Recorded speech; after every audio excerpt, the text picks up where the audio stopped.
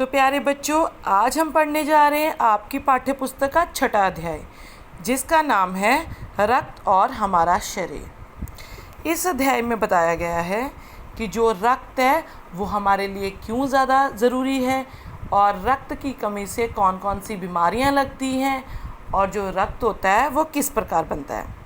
तो सबसे पहले मैं आपको बता दूं कि आप लोगों ने देखा होगा कि अक्सर आपके कभी कोई गिरने से या किसी भी तरह से कोई चोट लगी होगी तो आपके शरीर से कुछ ब्लड निकलना शुरू हो जाता है, लेकिन आपको ये नहीं पता होता कि जो वो खून यानी कि रक्त निकल रहा है वो हमें उसके अंदर कितनी सारी जानकारियाँ छुपी हैं। तो आइए इसके बारे में हम बात करते हैं। ये एक लेख है, इसमें अनिल और दिव्या दो छोटे दिव्या छोटी बहन है और अनिल उसका बड़ा भाई है। इसमें बताया गया है कि जो दिव्या है वो शुरू से ही कमज़ोर होती है और एक दिन उसको डॉक्टर के पास जांच के लिए लेकर जाया जाता है। तो डॉक्टर उन्हें बताती है कि इसके खून की जांच करनी होगी। तो जब अनिल और उसके माता पिता दिव्या को अस्पताल लेकर जाते हैं तो वहाँ उसे अपनी एक कहते हैं जान पहचान की एक डॉक्टर दीदी मिलती है। तो वो अनिल को बताती है कि इसकी रिपोर्ट कल आएगी, तो तुम ऐसा करना कि कल आ जाना। जब वो उसकी रिपोर्ट लेने कल जाता तो उसको पता चलता है कि जो उसकी छोटी बहन दिव्या है वह अनीमिक है, यानी कि उसमें खून की कमी है। तो डॉक्टर उसको कुछ हदायतें समझाती है। तो सारी बात समझता हुआ वह अब खून के बारे में जानना चाहता है।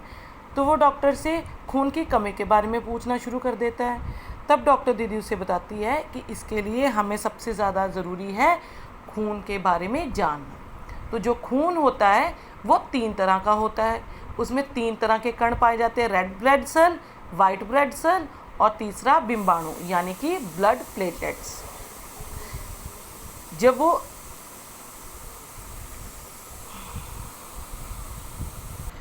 तो डॉक्टर दीदी उसको समझाती है कि जो रेड ब्लड सेल होते हैं वो क्या करते हैं, वो हमारे जो सांस के द्वारा हमारी ऑक्सीजन आती है उसको हमारे सारे शरीर के अंगों में पहुंचाने का काम करते हैं और इसकी कमी से ही हमें अनीमिया जैसी बीमारी हो जाती है। और इसके साथ ही दीदी उसको समझाती है कि जो वाइट ब्लड सेल है वो हमें बीमारियों से बचाते हैं और जो प्लेटलेट्स होते हैं ये तो बहुत एक महत्वपूर्ण काम करते हैं। जब भी हमारा खून बहता है तो उसे सुखाने का या जमाने का काम जो है वो प्लेटलेट सेल्स करते हैं। तो साथ में ही डॉक्टर दीदी उसको समझाती है कि जो रेड ब्लड सेल है उसकी जो कहते हैं संख्या वो अनगिनत होती है हमारे शरीर में। तो कहते इसके लिए खून की कमी आने के कारण हमें कुछ अच्छा खाना चाहिए, बुरी चीज़ें नहीं खानी चाहिए। एक और कारण बताया जाता है कि जब हमारे पेट में कीड़े हो जाते हैं तो उसकी कमी से भी हमें अनीमिया हो सकता है। तो और साथ में उसको एक विशेष जानकारी मिलती है कि जो रेड ब्लड सेल हैं उसकी कहते हैं जो आयु होती है वो केवल 4 महीने ही होती है। तो नादान अनिल आगे से पूछता है कि उसके बाद हमारे शरीर के सभी रेड सेल ख़त्म हो जाते हैं। तो दीदी उसको समझाती है कि नहीं, कुछ हमारे शरीर के अंदर ऐसी रहस्यमय चीज़ें होती हैं कि ये जो रेड ब्लड सेल हैं हमारे निरंतर बनते रहते हैं। तो अनिल आगे से पूछता है कि ये जो रेड ब्लड सेल है या जो ये रक्त है ये कोई भी किसी व्यक्ति का एक दूसरे को दे सकता है। तो दीदी उसको बोलती है नहीं, हर व्यक्ति का अपना एक ब्लड अलग होता है, अपना रक्त होता है। तो क्या करते हैं कि उसमें कि जिसका जो ब्लड है आपके ब्लड के साथ मिलता होगा केवल उसका ही रक्त आपको चढ़ाया जाता है। तो इसमें नादान जो अनिल पूछता है कि कभी कभी तो ऐसा होता है दीदी कि चोट लगने से बहुत खून निकलता है तो डॉक्टर के पास जाना पड़ता है। तो डॉक्टर समझाती है कि जी हाँ, ये बिल्कुल सही है। हमें कई बार गहरी चोट लगने से हमारा खून नहीं रुकता तो हमें डॉक्टर के पास जाना आवश्यक होता है। तो हमें अपने शरीर में खून की मात्रा सही रखने के लिए एक तो देखो हमें बाहर शौच नहीं करना चाहिए, शौचालय बनाना चाहिए, क्योंकि देखो कुछ ऐसे कीड़े होते हैं जो हमारे पैर के रास्ते से सीधा हमारे शरीर में पहुंच जाते हैं। इसलिए डॉक्टर उसको समझाती है कि हमें नंगे पैर भी बाहर नहीं घूमना चाहिए।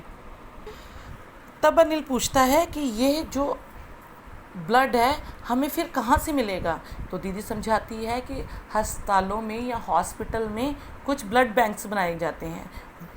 जैसे हम बैंक में पैसा जमा करवाते हैं वैसे ही ब्लड बैंक में ब्लड जमा होता है, और इसकी जो मात्रा है, इसके भंडार को सुरक्षित रखने के लिए जो रक्तदान करना है वो बहुत ही आवश्यक होता है। तो अनिल पूछता है कि क्या दीदी मैं रक्तदान कर सकता हूँ। तो दीदी हंसकर बोलती है कि नहीं, 18, आप बहुत छोटे हो, 18 साल की आयु के बाद एक स्वस्थ व्यक्ति ही रक्तदान कर सकता है, और एक समय में केवल 300 मिलीलीटर ही रक्त लिया जा सकता है। यह सब बातें समझकर अनिल दीदी को कहता है कि दीदी जब मैं 18 साल का हो जाऊंगा तो मैं रक्तदान नियमित रूप से किया करूंगा और स्वस्थ खाया करूंगा, और जो स्वस्थ बनूंगा, सेहतमंद व्यक्ति ही क्योंकि रक्तदान कर सकता है। कोई भी बीमार व्यक्ति या जिसमें खून की कमी हो वो रक्तदान नहीं कर सकता। धन्यवाद। तो मेरे प्यारे बच्चों, यह जो अध्याय है इसमें रक्त की महत्वपूर्ण जानकारी आप लोगों को दी गई है।